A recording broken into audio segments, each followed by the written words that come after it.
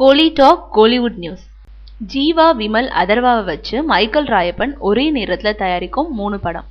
விஜயகாந்த் கட்சியோட அதிருப்தி எம்எல்ஏவும் பிரபல தயாரிப்பாளருமான மைக்கேல் ராயப்பன் ஒரே நேரத்தில் 3 புதிய படத்தை தயாரிக்கிறாரு.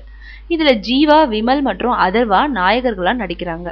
நாடோடிகள், கோரிப்பாளையம், பட்டத்து யானை போன்ற படங்களை தயாரித்த மைக்கேல் ராயப்பன் அடுத்து 3 புதிய படத்தை ஒரே நேரத்தில் தயாரிக்கிறாராம்.